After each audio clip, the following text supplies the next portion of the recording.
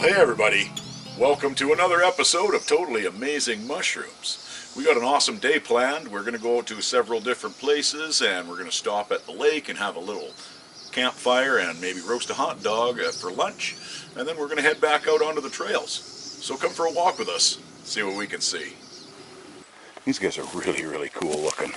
And these guys, they look kind of like lead or pewter or something. They're shiny. I believe these guys are the Paneolus. Not exactly sure the species. And these guys like dung, especially cow and horse, and this was a cow farm. I only got rid of my animals a few years ago, so it's a very good possibility that's what we got. And like the Satharilla, they can be kind of delicate, and yeah, see this, it's just snapping and falling apart, but not as bad as the Satharillas, where you barely touch them and they're like the cap's off and the stipe's snapped in two. Yeah, it's kind of crazy. But these guys have like almost a black spore print, and the gills are a little bit young at the moment right now, but and they also have, no, they just kind of smell like mushroom. So yeah, but they've got a hollow stipe there, and they just kind of fray, and it just falls apart. But they're really neat until I destroyed it, of course. And they can get even more silvery. This one's a little bit more on the coppery goldy side, kind of. Yeah, very cool. Not edible, but just another beauty on our forest floor, right? And as you can see here, this one's gotten quite hygrophanous, so you can see that they change color. Of course, I'm in the sunlight here, but they do change color a little bit, and they'll go kind of a whitey buff as they dry out. Oh, right. Okay, so all the fiddleheads are coming out. So this is the Bracken fern, Pteridium aquifolium, and this is what they kind of look like after they're done their thing.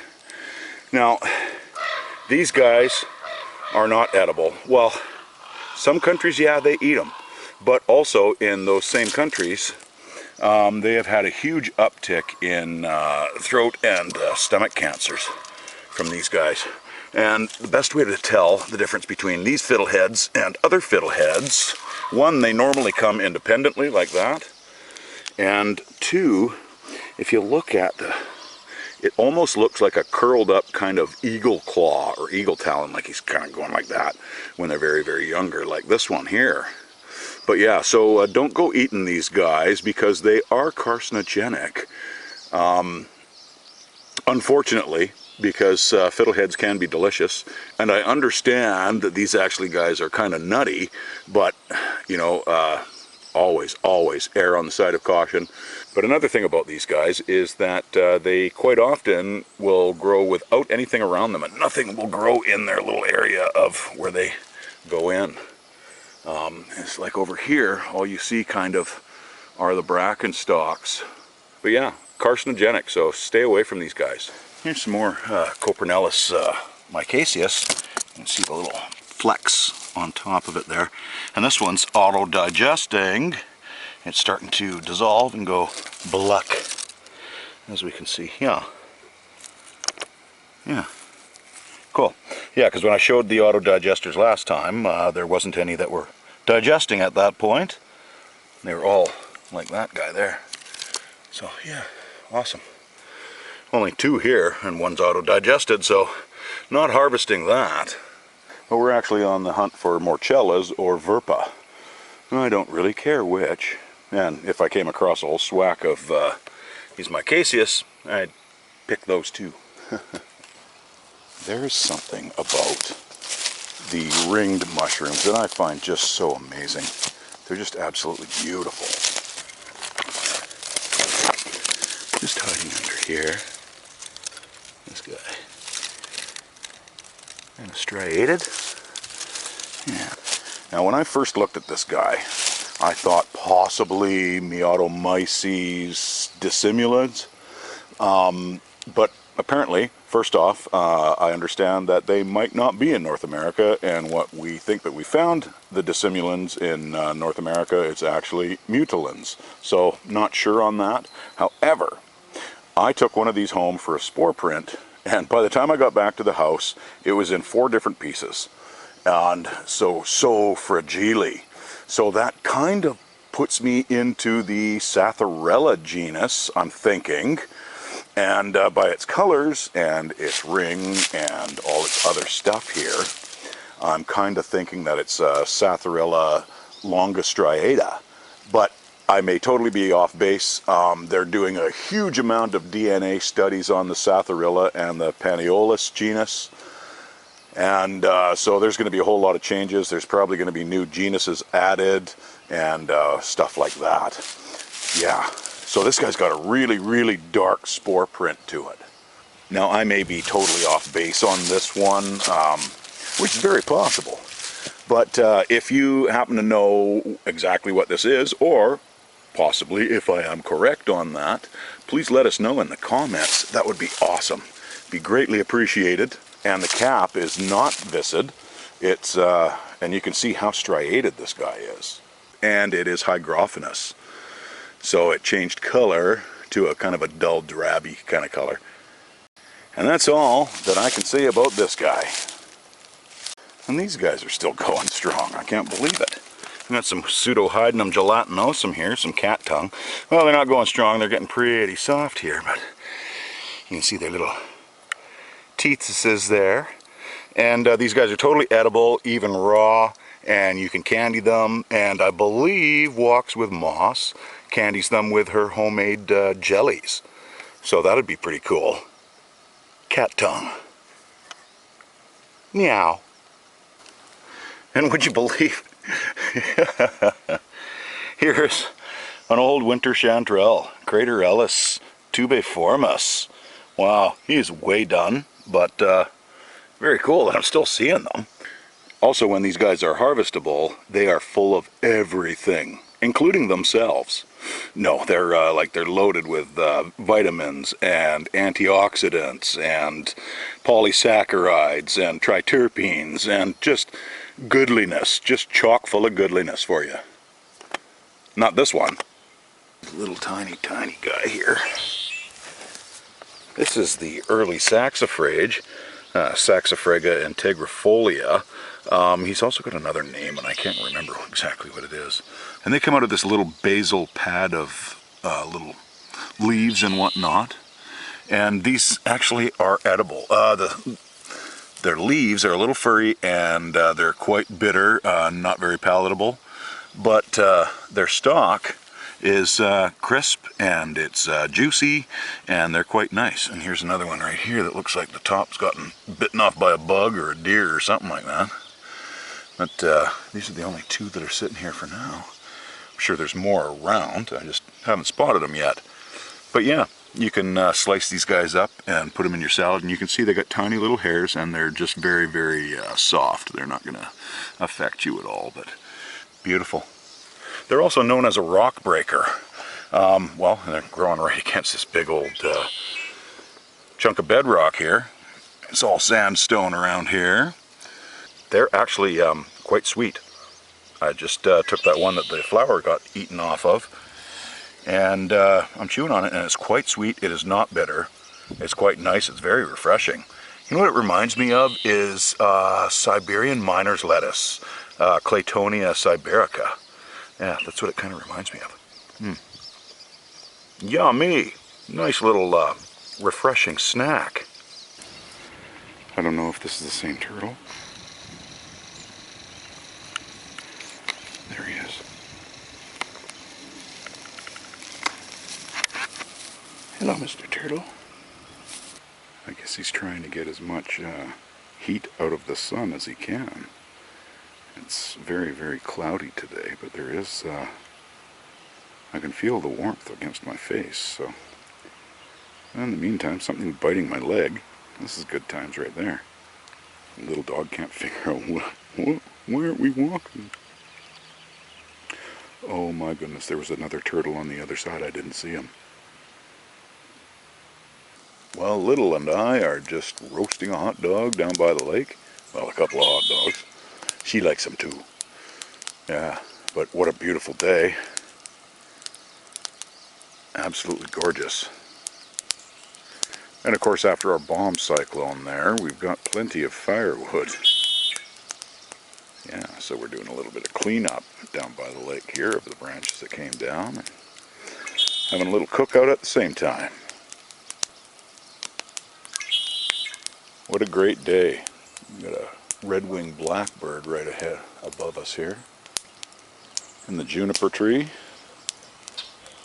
And there goes one of our ravens, Corvus corax principalis. Yeah, they got a beautiful sound, and they've got a beautiful coloring. They're all black with these red, brilliant red underneath their wings when they fly. And but boy, are they a pest if you put out birdseed. They will gobble gobble. They'll come in hordes. There is something about the smell of junipers, just on their own if you cut a branch off. But there's a bunch of dead branches that I've been burning, and oh, the scent that comes off of it is just amazing. If you ever get the chance to burn a little bit of some dead juniper, do it. You will not be disappointed. It's such a nice smell. So just here having a campfire, and I happen to look down at this. I'm going to cut this guy off because it looks like a morchella.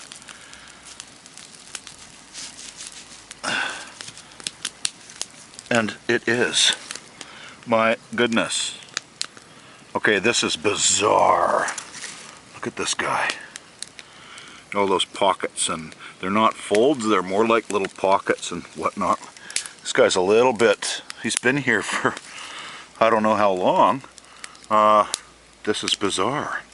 So not quite sure what morchella this is. I was actually expecting to see, if anything, maybe a verpa. So here's the weird thing. We're underneath a juniper tree. So this is the juniper, Juniperus monosperma. So I am blown away. I thought at first, is that a gyromitra? This is just bizarre. Completely fused. The margin of the cap is completely fused to the stipe, and I am blown away. You know, I've been looking for these things for 2 years, and all of a sudden, it's right in my face. This is so bizarre. Awesomely bizarre, but bizarre. How bizarre. Yeah, so these guys should be completely hollow down the middle here. Trying to slice them hopefully in the middle. I'm trying to hold my camera at the same time. Probably be, oh no, he's not. I thought he'd be having slugs in him, maybe be full of bugs. He's not.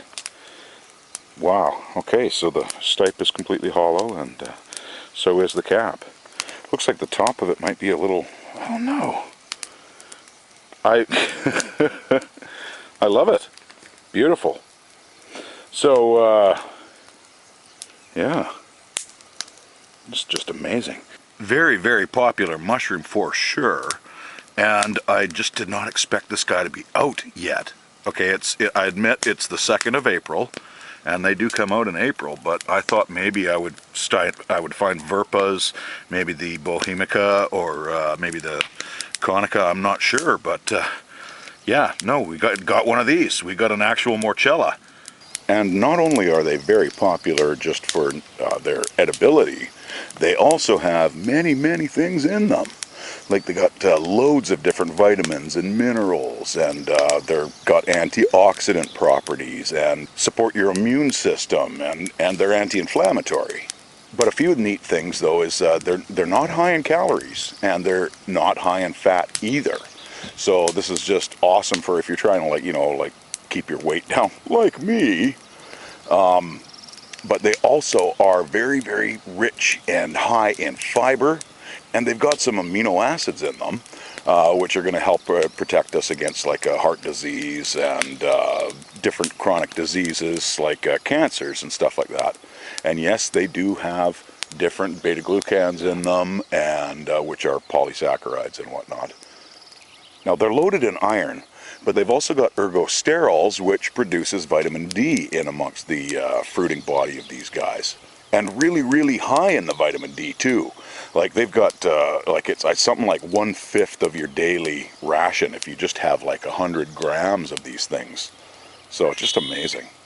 Now, being the stature of this guy, kind of short and chunky, he could be the esculenta, or also known as Americana. But if you look at these pits, and you see they're kind of arranged vertically, and that kind of tells me it might be Tridentina, also known as frustrata. Possibly. Not sure. But there's only one. One is the loneliest number that you'll ever do. Now, this is one of the amanitas, and I was telling you a while back when we were talking about the Pantherinas that in their button stage they can look very much like a puffball, and this looks very much like a puffball. But you can see that he's still got the vulva down at the bottom here.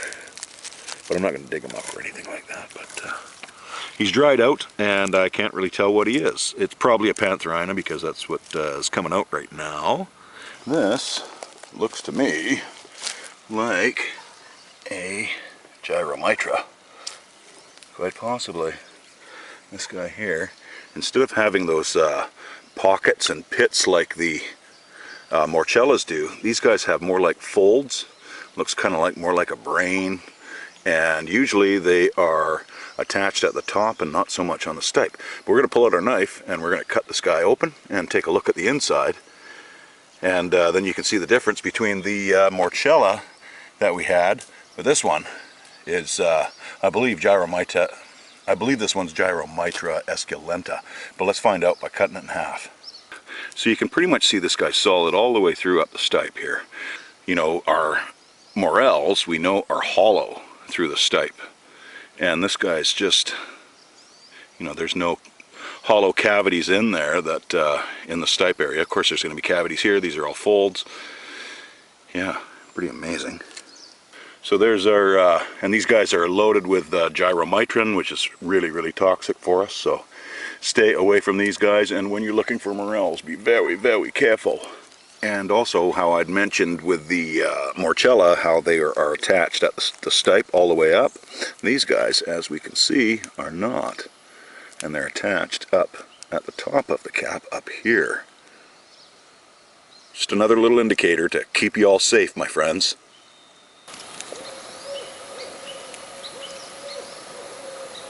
No tea for you.